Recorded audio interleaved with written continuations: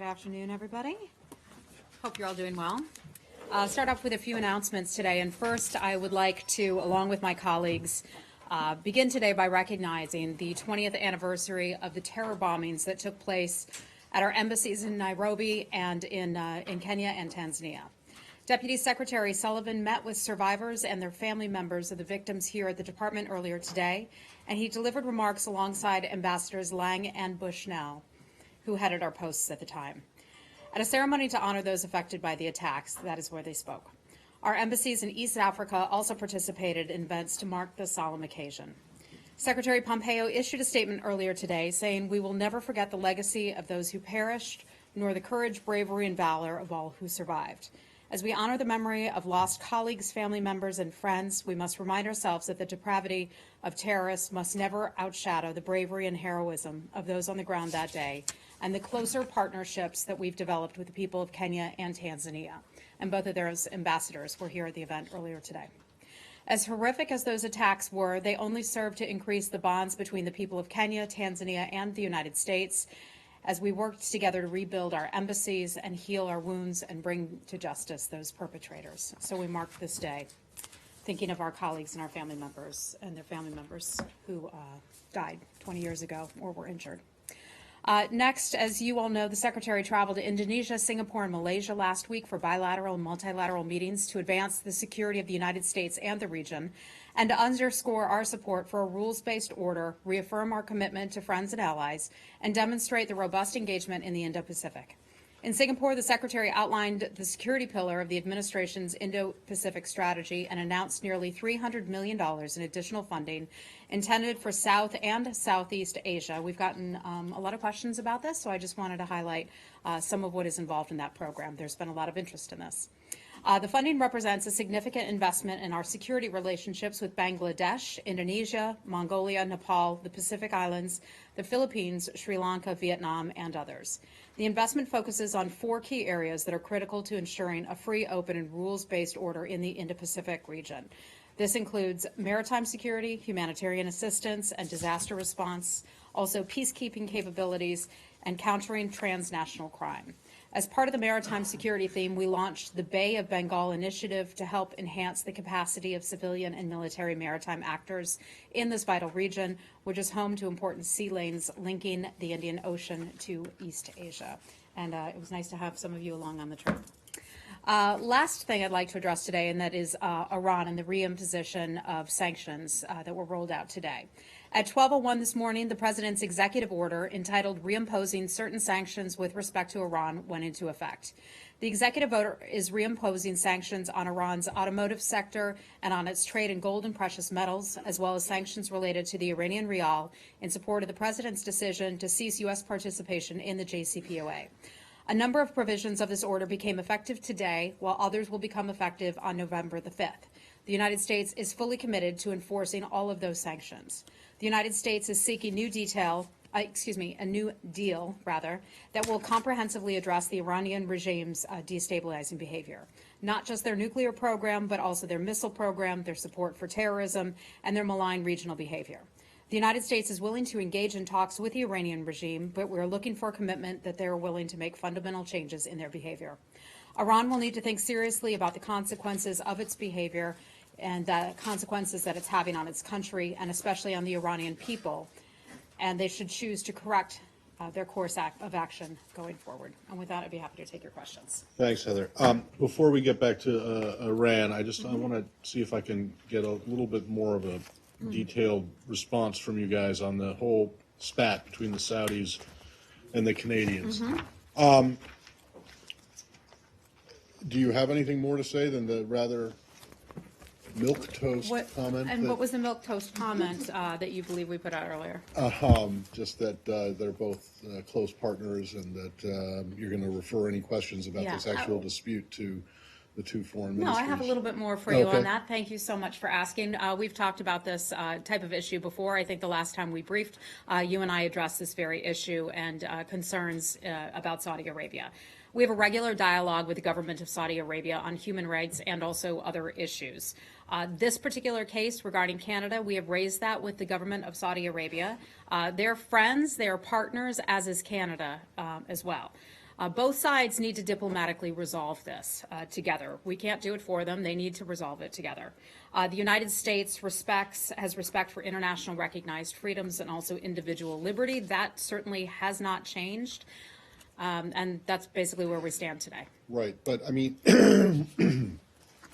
Canada is more than just a close partner. It's actually your very, very, very, very close neighbor, and Yep. it's also a NATO ally. You're right. You have treaty obligations with Canada. You don't, unless this administration has done something that I'm not aware of, don't have treaty obligations with Saudi Arabia. And I don't understand why. There's one country here that has imprisoned human rights activists, and another one is your immediate neighbor and a NATO ally. And I don't understand why you don't come down on the side of agreeing with the Canadians when it sounds as though, from what you're saying, your human rights dialogue with the Saudis, you do agree. Matt, I can tell you that we have those conversations with the government of Saudi Arabia. We have had conversations with them about this as it pertains to Canada.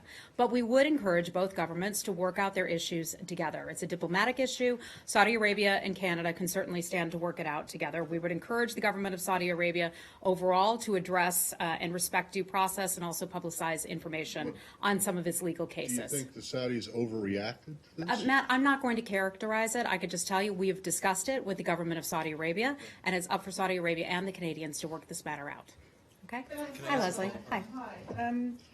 Yesterday in the statement, you said that the U.S. had asked for additional information on several activists. Are they the same activists that Canada is raising an issue with? I'm not sure which activists Canada is asking out about in particular. I can just tell you we've asked the government of Saudi Arabia for additional information on several activists. I believe it's the activists, the same one, the blogger and his wife. Okay, I'm just not aware of which ones they in particular asked about. I can tell you that we have raised those cases with the government. Have you received any information from the Saudis? I think I'm going to be able, the information I just provided you is what I'm going to be able to provide you, nothing beyond that.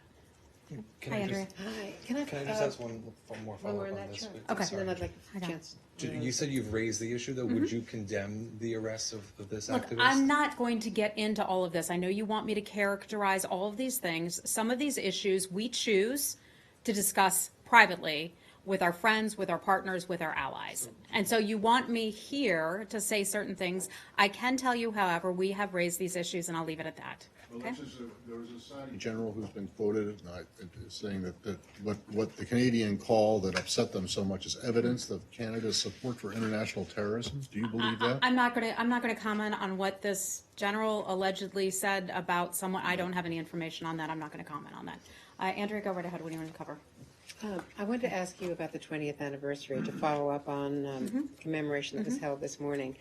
Some of us covered that, and it was a watershed moment. Certainly. And Ambassador Bushnell said the following today here in the lobby.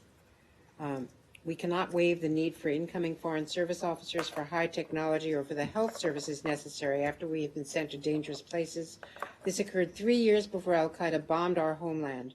We are, in fact, in a more dangerous place than we were. Our colleagues today face issues we didn't have to. Please take today, this was addressed to Deputy Secretary Sullivan, and this moment to pledge to alter the trend of providing inadequate resources to the people who work in peace, not only for the sake of those of us who work here today, but for the sake of our neighbors and communities where we live overseas. I'm wondering whether the Secretary and others in command here are taking that in and realizing that what the failures of 1998 were replicated in the failures of Benghazi, which I know the Secretary was a leading voice on, and whether there is more attention being paid to inadequate resources to Foreign Service officers and their dependents in dangerous places. So around the world. I'm glad you asked that question. I was sitting there today and I heard Ambassador Bushnell's comments, and all of this was a very, very touching moment to have had so many survivors and then family members of victims there in the audience. Some people came from very far away to be a part of the 20th commemoration of those attacks. The department takes seriously security concerns. You've seen significant changes in terms of our embassy's security posture over the years as we unfortunately have learned from some very difficult circumstances. You will see changes at our embassy today that we did not have in place years ago. So we take those matters seriously. Deputy Secretary Sullivan was standing there as she spoke, as was I, and he acknowledged that and said we certainly pledge to provide the resources that we're able to provide that we believe will fully take care of our people. That's something we take very seriously. Do you think that the current budget as recommended or the mark that's coming back from OMB is adequate? I would have to take a much closer look at the budget to see what they have for security. I don't have those numbers at my fingertips. Unfortunately, I don't have that for you today. Yeah. Why didn't the Secretary attend the event? The Secretary was busy with other meetings today. We put out a statement. He has a extremely packed schedule, and we have a Deputy Secretary who was happy to attend. Do not take away from this that this is not of great value and interest to our colleagues here. This is something that's very important, but we're happy to have the Deputy Secretary attend. And the Secretary put out a statement this morning. On Turkey, Yes. have you reached an agreement with the Turks regarding Pastor Brunson? And who will the Turkish delegation meet? If we had reached any type of agreement, I think you'd see Pastor Brunson back here at home along with the other American citizens. I don't have any announcements for you on that today. I can tell you that the Secretary spoke yesterday with the Foreign Minister from Turkey. They had a conversation. I just don't have any details to read out from that conversation. Yesterday. They spoke yesterday. And Thank you. who will the Turkish delegation meet? I've seen reports about that. I can't confirm any of that, and we just don't have any meetings or anything to announce at this time. Okay?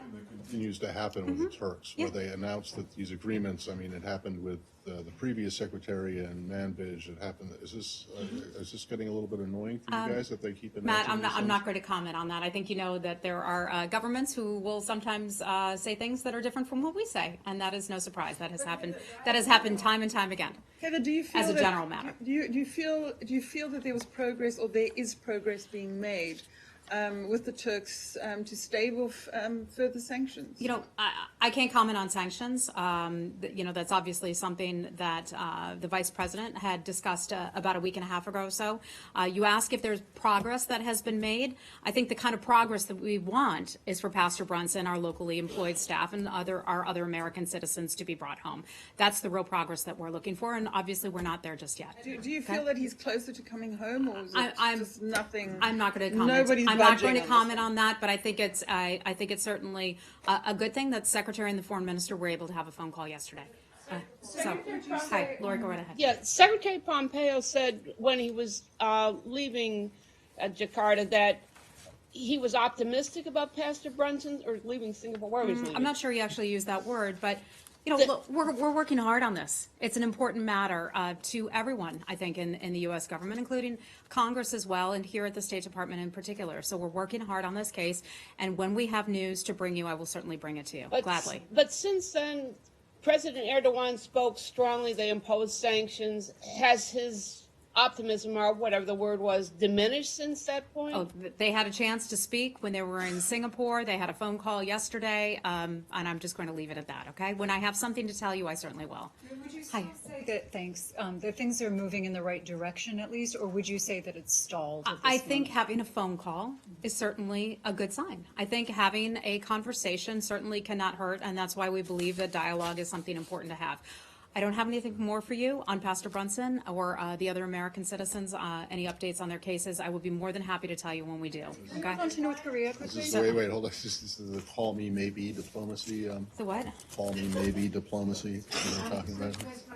Yeah. Are the Turks still demanding the exchange for Cleric Gulen? I haven't seen anything recent on that. Would that be even considered by this administration? Look, I think that would be a matter of extradition, which is something that we don't comment on. That would be a Department of Justice matter. I've not seen anything on that. I've not seen that brought up recently at all, Andrea. I want to just be clear about that. How are you? Where are we I going? just want to move to the Palestinian Sure. issue very quickly.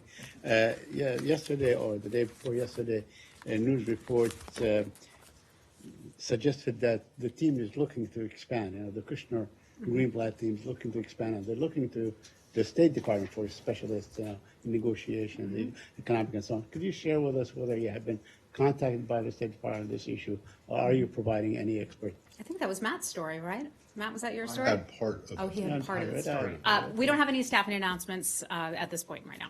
Okay, so are you coordinating with them? Are you going to look into areas maybe to reignite negotiations, or a large team? Well, I think we would always like to be able to do more on negotiations. That is largely being handled by Mr. Kushner and Mr. Greenblatt. We work closely with them, of course, and I think everybody would like to see progress on that front. And very quickly, there was a report in Foreign Policy that the Trump allies sought to destroy UNRWA because they feel that it hindered the peace process. It did not, help the Palestinian refugees. It kept them in limbo and so on. Is that the feeling in this building? Are you giving the White House advice on this, on how to handle UNRWA, or are you also agreeing with them that the organization should cease to exist? Saeed, I can just tell you that the State Department and the White House, also the NSC, are all having conversations about our position with respect to UNRWA. We don't have any decisions or anything to announce at this point, and when I do, I will let you know. Okay? Go ahead. Yep. Quick questions. You probably heard John Bolton today speaking on the subject in interviews, and he's saying that North Korea has it's not taken the steps that the U.S. would like to see, which I think is obvious to most people. But days ago, when the secretary was testifying on Capitol Hill, he was telling senators that he felt that there was progress. So how would you characterize where the situation stands right now? Yeah, I mean, I think, first of all, when we reflect on our trip that we recently went on to ASEAN in Singapore, the Secretary had many bilateral and multilateral conversations with many nations there. The resounding theme coming out of those meetings was thanks to the United States for its leadership, thanks to President Trump for his leadership on this issue. These countries were happy that we were able to get Chairman Kim and the North Korean government to the table to begin having these conversations. That's an incredible step and a huge step from where we were just 1 year ago. Chairman Kim made a commitment to President Trump on June the 12th. He said that he would denuclearize his country. The Secretary has had subsequent conversations, as has the State Department, and we do not believe that that position has changed in any way. We've been working very hard since that time to develop the process by which denuclearization can be achieved. The Secretary spoke about this just on Sunday and said the process of achieving denuclearization is one that we have all known would take some time. The world is united in seeing this achieved, so it will certainly take some time. Well, although right after the summit, it was the president himself who said that denuclearization would start to happen immediately. But now John Bolton is saying that they have not even begun any of that process. Look, the conversations continue. We knew that this would be a road. We knew that the road would certainly take some time, and we're in the middle of that process right now. And the White House is also saying that it's possible that Secretary Pompeo might go to North Korea next and meet with Kim. So what happens in that process? Is that something that the State Department is going to start actively working on? I think that would be getting ahead of where we are right now. We have no trips, no travel to announce. And by the way, just on Sunday, we got back from a very long, a lot of flying hours to Asia. I think it was 20-some hours. So I think we're okay with being here right now. But are you saying one way? Yes, that's just one You way. don't see that happening anytime soon? Look, I'm not going to predict what's going to happen, certainly, but we have no trips or travel to announce at this time. Okay. By the way, Lori, do you have a new colleague in the room here? Is there someone new here from I-24? K-24? Yes. Okay. Yeah. Oh, K-24, I-24. My apologies. Go right ahead. My name's Nina Larson, I-24. Can I follow up on the Kushner email story, please? Kushner said explicitly he thought that UNRWA was an impediment to the peace process. What's the State Department's stance on this? Yeah, look, part of the difficulty, I think, and we have discussed this extensively here at the State Department, is that UNRWA is a program that has lacked a good revenue funding stream that does not just rely on the United States for very many years. The United States has called on, as has Ambassador Haley, for UNRWA to restructure it. That's our piece of it. That's what our piece talks about. We have close conversations, of course, with the White House and with Jared Kushner and Jason Greenblatt, and I'm afraid I just don't have anything more for you on that specific part of the question. One other thing. How does this impact the right to return? Does that mean that is not going to be part of this peace plan? Look, The peace plan is being largely handled out of the White House, but we're in close consultation with them. I'm not going to get ahead of any announcements or negotiations that they're involved with, so I'm just not going to have anything more for you on that, okay?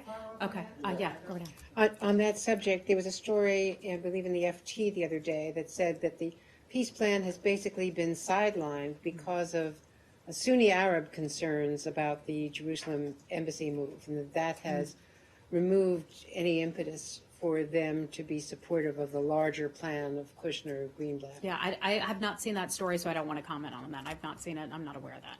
Okay. Hi, how are you? Yeah. Just a quick one. Do you have reaction to North Korea's foreign minister just visited Iran on the same day the United States? I'm sorry, say it again. About his what? The North Korean foreign minister just visited Iran, then, and they had a official meeting yesterday. Although there's no formal readout of the meeting, but I'm wondering what's the reaction to it on the same day the United States just reimposed a sanction. Yeah, I certainly saw the reports. We've seen the reports that he was supposedly traveling to Iran as a government. I don't know that we can confirm it. I don't know. I think those are just media reports right now. If we can confirm it and have something for you on that, I'll let you know. Okay. On Iran, hi. again. Yes. Hi, Heather. I'm Gita with Voice of America Persian Service. Oh, hi. Nice to meet you. Nice to meet you as well. Going back to your statement on the sanctions on Iran, you said Iran needs to think about the consequences of its actions on its people. At the same time, on different occasions, and again at the outset of this announcement of the renewal of the sanctions, the U.S. administration has said that it stands with the Iranian people who are demonstrating against the country's mainly economic situation. How do you square these two? You're saying Iran needs the sanctions obviously impact the general population first and foremost. So how does the U.S. want to stand? I would say let's keep the focus on where it belongs, and that is the Iranian regime. The reason people there are frustrated and have been increasingly frustrated over the years is because Iran has chosen to spend the money and resources and the hard work efforts of its own people on destabilizing destabilizing the region. They spend it on foreign adventurism. They spend it on attacks in other countries, going into Syria, going into Iraq, you name it. That is all well documented and very well known, and they're not giving the benefits of the labor back to their own people. And so I think people choosing to protest or expressing their concerns about the government. We'd like to see a change in the behavior of the Iranian regime. We're not ashamed to say that. We'd like to see a change in their behavior where they take care of their own people, they stop their human rights abuses, and they spend their money on their own people, not the foreign adventurism and not terrorism around the globe. How does the administration intend to support the Iranian people?